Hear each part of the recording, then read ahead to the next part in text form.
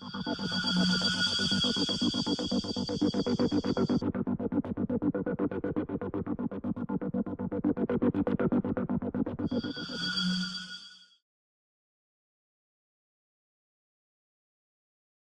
it a surprise yesterday when Air Force One, or the plane that is Air Force One, went over New York, and Chuck Todd, your colleague Chuck Todd, asked Robert Gibbs a question? He said he didn't know anything about it. He didn't know where it came from or how it got approved. Well, he said that he had seen media reports on it. That sounds like the CIA. It doesn't sound like the White House to me. I think that we were all a little surprised that there wasn't more of a response to it. And the result of that has been now it's a second-day story. Now we're still reporting on it today. Obama said something about it this morning. So right. It's just, in not being able to respond nimbly to the question, they've created another day out of it. And what is that moment like? I wasn't in the room yesterday. I was working on my 99 Days of Obama piece, so I wasn't there. So I don't know I can't tell if there was a gasp. There's not usually a gasp. Robert really brings the temperature down in the briefing room. People have actually fallen asleep in his briefings. In the basement. A White House correspondent?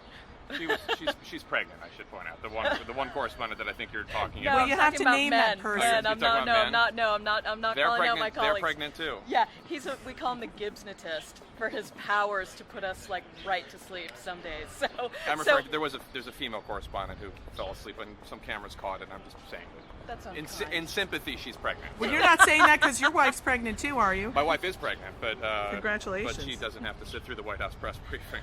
Thank heaven. Well, it's funny you should say that, because at WhiteHouseCorrespondentInsider.com, you can watch the press briefings. And I got to tell you, we got quite a following. People like the Gibbs show. What do you make of his sartorial wear? The pastel ties, I'm not down with that. I think he needs to work in some richer, bolder colors. Jake? Yeah, I don't really have an opinion. He does, he's just not expressing it. His seems fine to me. His ties seem fine. Jake, when you get dressed every day and come to the White House and know you're going to be on TV during this briefing. I would have dressed up had I known that you were going to Shanghai me into this interview. Do you think about, well, that's not really going to go well? No.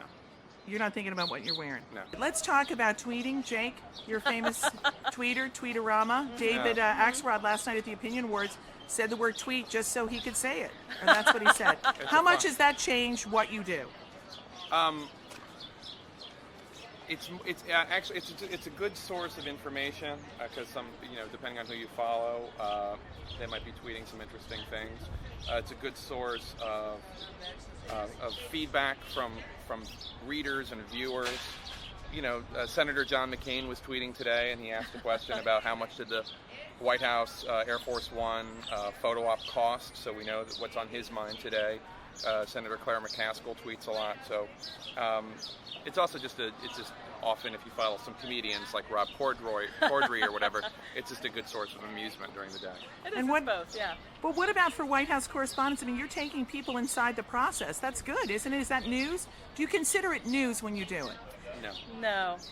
It's I would consider it like blogging. It's like a bit of a backstage pass to the White House. We share little White House jokes or things that happened, but not really. Well, I think it's what blogging used to be. Yeah. Blogging used to be this much more informal kind of way of sharing what you're doing, and then it became so elevated. Right. Because I remember I would blog years ago. I would blog things that just were like thoughts on my mind or things about pop culture.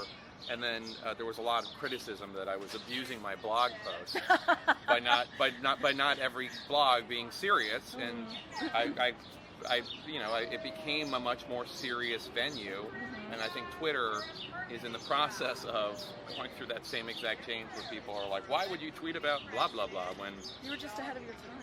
I'm not saying that, but you were ahead of your time. I mean, in 2000, when you were covering the election for Salon, and the idea of having a list and sending people, pushing out your stories was a new step. Now, let me ask you a question. When a news story breaks, are you running to the computer or are you running to TV?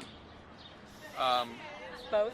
Yeah. I mean, we have both right there. It's, Depends. It has to. It's a pretty high bar for there to be a special report on ABC News. I would say probably from my colleagues at NBC, Chuck and Savannah, because they have MSNBC. It's probably a slightly lower, or definitely a slightly lower bar to run out and do a live hit for MSNBC or for our other friends at cable, Suzanne, Ed, and Major at Fox, of course. But I probably sending out the information via email is to ABC News is step one. Step two would be getting it up on the internet, and then.